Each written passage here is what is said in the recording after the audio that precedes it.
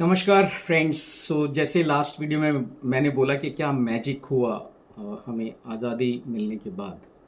तो मैजिक ये हुआ कि आफ्टर इंडिपेंडेंस हम अक्सर सुनते हैं, हर कोई सुनता है कि इंडिया जो है वो सोने की चिड़िया थी। फिर मुगल टाइम में भी ठीक ठाक चलता रहा। अच्छा था, मतलब हम क्योंकि लूट की जो कहानियाँ सुनते हैं वो एक अलग विषय है, लेकिन चीज़ें ठीक चल रही थी। ब्रिटिशर्स ने लूटा हमें, तब के लूटा। आपको कभी मौका मिले तो आप यूट्यूब पे देखिएगा, कुछ जो ट्रैवलर जो वीलॉग बनाते हैं, जो ट्रैवलर व्लॉगर्स हैं, तो उनको मैं किसी का नाम नहीं लेना चाहता, मैं कुछ अपनी समझ के लिए फॉलो करता हूँ उनको। तो वो बड़े ऑथेंटिक हैं। तो उसमें आप देखेंगे तो जो लंदन में जो म्यूज़ियम है वहाँ पे भयंकर चीज़ें जो हैं वो इंडिया की लूट की गई हुई हैं। मुझे याद, मैंने किसी कहीं पे पढ़ा है, मेरे को सोर्स याद नहीं, बट ऐसा बोला जाता है, आप लोग सर्च कर सकते हैं ऑनलाइन, कि अंग्रेज यहाँ से जाने के बाद 15 दिन तक पानी के जहाज में जो उनकी लूट का सामान था वो भर भर के जाता रहा, और हम लोग कुछ नहीं कर रहे, हमने रोका भी नहीं है ना। तो एनीवे, खैर अभी जो चीज़ें चल रही हैं हम उसी पे रहते हैं, विषय तो कुछ और है। तो after independence India began rising again. Education, क्योंकि ये दिमाग बहुत पहले आ गया था कि अगर गरीबी से बाहर निकल रहे हैं तो एजुकेट होना पड़ेगा, है ना। तो एजुकेशन जो वो एक्सपेंड हुई, सिटीज ग्रो हुई, होना शुरू हुआ। अ, मतलब इस लेवल पे ग्रो हुई कि मैं भी उसी जनरेशन से हूँ, मैंने दिल्ली को पूरा उभरते हुए देखा है। मेरे सामने दिल्ली जो थी वो धौला कुआं, और जो हम लोग एम्स के ऊपर जो मल्टी लेयर्स और मल्टी लेन्स जो हम ब्रिजेस देखते हैं, वो नहीं था। हमारे सामने धौला कुआं पे एक राउंड अबाउट था, और जो एम्स की जो आज हम मल्टी लेयर्स जो उस वहाँ पे ब्रिज है, और जो ट्रैफिक कंट्रोल का मैकेनिज्म है, मेरे सामने ही डेवलप हुआ। तो वहाँ पे सिर्फ एक स्क्वायर था, चौराहा। धौला कुआं भी चौराहा ही था, पर बीच में एक गोल था। तो लोग साइड से निकलते थे, ट्रैफिक कम था तो रुकता नहीं था। लेकिन आज की दिल्ली बहुत अलग है। सिटी ग्रो हुई तो नॉट ओनली दिल्ली, सारी सिटीज ग्रोइंग हुई हैं। आप इसके ऊपर ज़्यादा बोलने की ज़रूरत है नहीं। अब हुआ क्या इस पूरे प्रोसेस में, मैंने देखा इंडस्ट्रीज, हमने तो कम से कम मेरी जनरेशन ने तो बहुत अच्छी देखी है। दिल्ली के जो इंडस्ट्रियल एरियाज़ हैं उसके अंदर मैंने देखा, फैक्ट्रीज देखी, पूरे ग्रुप के ग्रुप सुबह एकदम पूरी भीड़ जाती थी, और रोड के दोनों साइड जो थे वो लेबर आती थी जाती थी, चीज़ें हो रही थी। हम लोग, I think we were the second biggest exporter in the garment उस टाइम पे। और हम लोग नारायणा में रहते थे, तो वहाँ पे घर घर में फैक्ट्रियाँ लगी हुई थी। मतलब कोई ऐसा गली मोहल्ला था नहीं जहाँ पे छोटा मोटा कोई फैब्रिकेशन का काम करने वाला, और दिल्ली के बाहर वाले सर्कल में भी तो इस तरह का वो उस तरह का काम होने लगा था।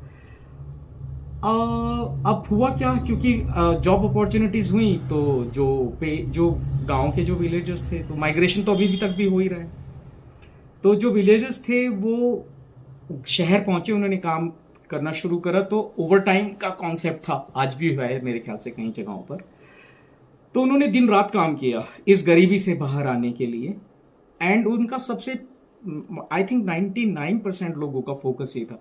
कुछ लोग थे, वो हमेशा रहेगा समाज के अंदर, कि जो बिजनेस वगैरह में जाना चाहते थे, वो कहते थे हमें बस इतना सिखा दो कि हम काम वाम चला लें। लेकिन मैंने बहुत सारे चांदनी चौक के ललाओं को जानता हूँ मैं, जो कि करोड़ों में हैं इस टाइम पे, लेकिन उनको दुख है इस बात का कि वो अंग्रेजी नहीं बोल पाते। तो मैं 3-4 को तुम्हें पर्सनली मिला हूँ, मैंने कहा ठीक है आप बहुत बढ़िया कर रहे हो, तो अंग्रेजी नहीं भी बोल पाते तो क्या। कहते नहीं, जब हम बोलते हुए देखते हैं किसी को तो हमें लगता है कि हम यहाँ पे रह गए। तो अब ठीक है, सबको सारी चीज़ें नहीं मिलती ज़िंदगी में, लेकिन वो पढ़ाई की तरफ फोकस था। 90 मोर देन 90% लोगों को यही था कि एजुकेशन जो है वो निकाल देगी, हमें बाहर निकाल देगी गरीबी से। स्कूल का हाल ऐसा नहीं था। पैदल जाते थे बच्चे, गाँव में तो बहुत सारी कहानियाँ मिलेंगी आपको, जहाँ पे 10-10 किलोमीटर तक पैदल जाते थे, साइकिल से जाते थे। और दिल्ली के अंदर भी कुछ हालात ठीक थे, बिकॉज कैपिटल थी, बट इतने नज़दीक नज़दीक स्कूल नहीं थे। आप अगर देखेंगे तो 90s के बाद एकदम से दिल्ली के अंदर बहुत स्कूल बने। तो वो मान के चलिए कि 10-10 किलोमीटर तक पैदल चल के जाते थे। अब ये थोड़ी सी फिल्मी कहानी लगेगी, लेकिन सच्चाई है। लाइट जो पावर कट बहुत ज़्यादा होते थे, शहरों की बात बता रहा हूँ मैं, गांव का तो मैंने गांव भी एक्सपीरियंस किए हैं। गांव में तो 2 घंटे 4 घंटे का टाइम होता था, ट्यूबवेल चलता था, उसमें बहुत सारे काम करते थे। और लोग, इसलिए गांव में जल्दी उठना और जल्दी सोने का कॉन्सेप्ट भी इसीलिए है, आज तक है वहाँ पे, क्योंकि लाइट के अंदर ही करना था। तो दिल्ली में भी पावर कट लगते थे, तो बहुत सारे बच्चे ऐसे होते थे कि घरों में पावर कट लगता था, लेकिन स्ट्रीट लाइट्स के अंदर बैठ के बच्चे पढ़ते थे। अभी कुछ साल पहले तक कुछ वीडियोस वगैरह वायरल हुए। कोई तो एक इंसान है जो कहीं पुणे में है, कहीं पे है, वो चाय और वड़ा पाव बांटते थे कुछ साल पहले तक, जो बच्चे रोड साइड पे आके पढ़ते थे उनको। तो इस लेवल का जो पैशन रहा वो एजुकेशन के लिए रहा। आज जो सुनने के लिए मिलता है कि टॉक्सिक पेरेंट्स हैं, और जो कुछ वीडियोस देखे तो बड़े डिस्टर्बिंग है वो। लेकिन बहुत सारे पेरेंट्स ऐसे थे जिन्होंने उस टाइम पे अपने लिए कपड़े नहीं खरीदते थे। अब कितने लोग इस चीज़ से, इस बात से रिलेट कर पाएंगे, नहीं कर पाएंगे, लेकिन एक पैच होता है जिसे I believe it's a Urdu word, पेबंद बोलते हैं। अगर पीछे से आपके हिप्स के ऊपर से पैंट घिस जाती थी तो वहाँ पे दूसरे कपड़े का पैच या सिमिलर कोई पैच लगाया जाता था।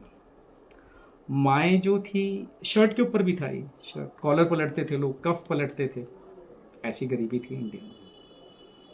और माएँ जो थी वो एक पटियाला सलवार होती है और एक बेल्ट वाली सलवार होती है। तो बेल्ट वाली, आई थिंक बेल्ट वाली को क्या बोलते हैं, बेल्ट ही ऊपर होता है, वो सलवार वैसे नहीं होती जैसी है। तो बेल्ट वाली सलवार का ये हिसाब किताब होता था कि जो नीचे के पांचे, जो पौंचे जो होते थे सलवार के, जब वो घिस जाते थे तो माएँ जो होती थी उस बेल्ट को एडजस्ट करके जो घिसा हुआ पोर्शन होता था उसे ऊपर की तरफ करती थी और उसमें जोड़ लगा के वो सलवार पहनती थी। और इतने क्वालिटी प्रोडक्ट्स नहीं थे। आज के टाइम पे जो चाइना से इतनी अच्छी स्टेशनरी आ रही है, हमारी जनरेशन ने इतनी अच्छी स्टेशनरी एक्सपीरियंस नहीं करी। या तो हमारी उंगलियां कटी होती थी, या फिर हमारी शर्टें जो थी और पैंटें जो थी वो ख़राब रहती थी, क्योंकि इंक उस तरह के नहीं थे, पॉट भी उस हिसाब से नहीं आते थे। आजकल तो बहुत बढ़िया, आजकल तो लोग शेफर, क्रॉस, मोबला, पता नहीं क्या क्या यूज़ करते हैं ना, बहुत, मतलब वो लाखों रुपए के पेन है। और हमारे पास एक, आई distinctly remember, I was in 6th और 7th standard, made in China का एक पेन था, हीरो ब्रांड थी। तो बड़े लोग क्रेजी थे उस टाइम पे। उसका जो कैप था वो गोल्डन कलर का होता था, ब्लैक कलर की बॉडी होती थी, लेकिन जो स्केल थे वुड के थे। वहाँ से यहाँ तक की जर्नी, स्कूल में जो सरकारी स्कूल के जो पेरेंट्स या आपके दादी दादा कुछ होंगे, कुछ मदर फादर होंगे, उन्होंने तख्तियाँ लिखी हैं वुडन प्लैंक के ऊपर, मुल्तानी मिट्टी, जिसका आजकल आप लोग फेस पैक लगाते हैं ना, वो लगाते थे, पेंसिल से लाइन लगाई जाती थी, स्याही और कलम से लिखा जाता था। तो उस जनरेशन के लोग यहाँ तक आने का सफ़र है ये, मैं कल थोड़ा सा बताना चाहिए। और वो आसान नहीं था, सफ़र वो आसान नहीं था। ऑफ कोर्स डिस्ट्रैक्शंस नहीं थे। डिस्ट्रैक्शंस क्या, वहाँ पे तो उस टाइम पे तो आप मान के चलिए कि टेलीफोन ही 1-1 साल 2-2 साल में आता था। बजाज का स्कूटर बड़ी मुश्किल से मिलता था। एक कार दो कारें होती थी, एम्बेसडर और Fiat। तो उस कार को लेने के लिए नंबर, लाइसेंस रास्ता, हाँ, सब चीज़ गवर्नमेंट कंट्रोल करती थी।